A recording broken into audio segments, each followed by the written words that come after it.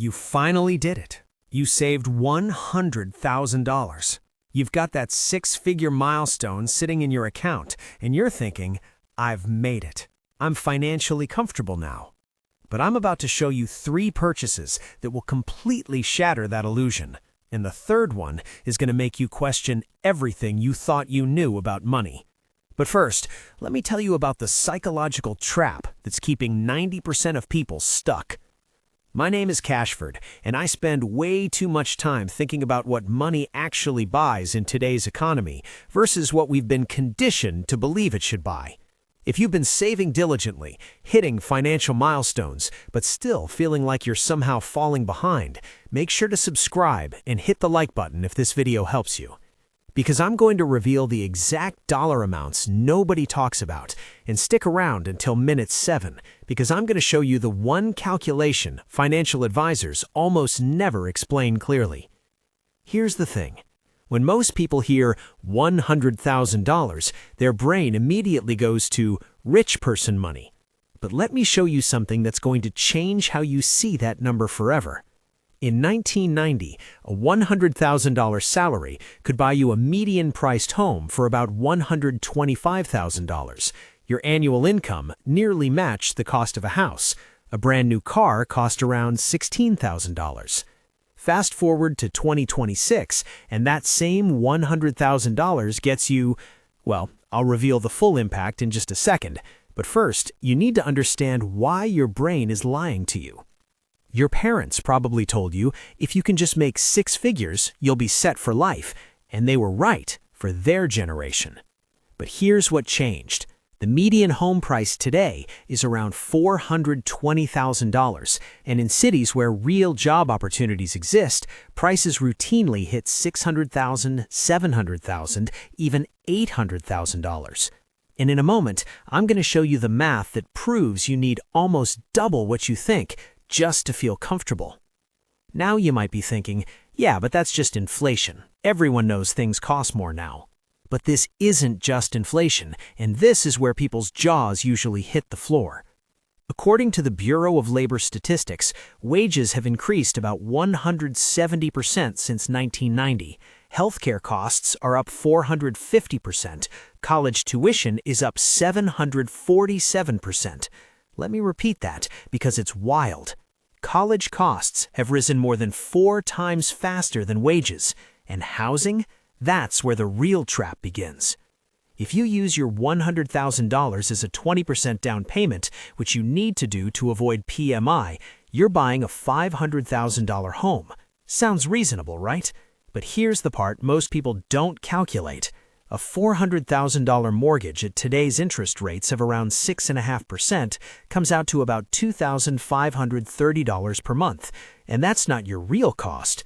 Once you add property taxes, insurance, HOA fees, and maintenance, you're looking at $3,500 to $4,000 per month minimum, which means you need to earn roughly $140,000 to $160,000 per year just to comfortably afford the house you bought using your $100,000 down payment. Read that again. Your 6-figure nest egg doesn't buy you a house. It buys you permission to take on a mortgage that requires an even bigger income to sustain. But it gets worse, because what $100,000 means for retirement is even more unsettling. Financial planners say you need about 25 times your annual spending to retire safely. If you spend $40,000 per year, which is bare minimum for most people, you need $1 million. Your $100,000 generates about $4,000 per year in safe withdrawal income. That's $333 per month.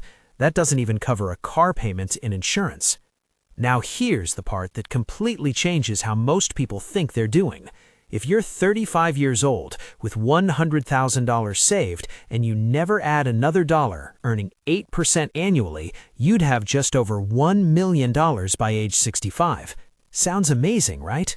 But here's what nobody emphasizes. After accounting for just 3% annual inflation, that $1 million only has the purchasing power of about $410,000 in today's money. You're not even halfway to a comfortable retirement. And this illusion is quietly reshaping an entire generation's financial reality. But there's another hidden cost eating away at your $100,000 right now, your emergency fund. Financial experts recommend 6 to 12 months of expenses. If you spend $4,000 per month, that's $24,000 to $48,000 sitting on the sidelines. Half your $100,000 is already spoken for. Then life happens. Your car dies, that's nearly $50,000 for the average new vehicle. Medical emergency, $8,000 to $15,000 out of pocket. Having a baby, $13,000 for delivery, plus $10,000 to $20,000 for first-year childcare.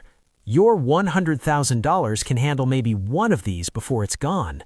And this leads directly into the biggest psychological trap of all. People hit $100,000 and think, I deserve to celebrate. I've been responsible. It's time to upgrade my lifestyle. And that's the exact moment many people derail their financial future. Because we measure success by comparing ourselves to our parents' generation. They bought homes in their 20s, had paid off cars in their 30s, took vacations without stress. But they didn't have $800 a month in student loans. They didn't have $300 a month in subscriptions and connectivity costs. They weren't surrounded by social media convincing them that a $50,000 kitchen renovation is basic self-care. The finish line moved. The rules changed. So here's what you actually need to do. First, stop thinking of $100,000 as wealth. Think of it as momentum. It's proof you can build wealth, not that you've finished. Second, make your money work efficiently. 4.5% in savings earns $4,500 per year. 10% invested earns $10,000. Over 20 years, that difference becomes hundreds of thousands of dollars. Third, increase your income aggressively. In a world where costs rise faster than wages, income growth matters more than saving harder. Saving 20% of $60,000 is $12,000 per year. Saving 20% of $90,000 is $18,000 per year. Your rent doesn't double, your groceries don't double, but your savings capacity absolutely can. And fourth, redefine what enough means. When you get a raise or hit a savings milestone, your first question shouldn't be, what can I buy? It should be, how can I invest this? Because here's the truth. Someone earning $120,000 and spending $115,000 is far more fragile than someone earning $70,000 and spending $50,000.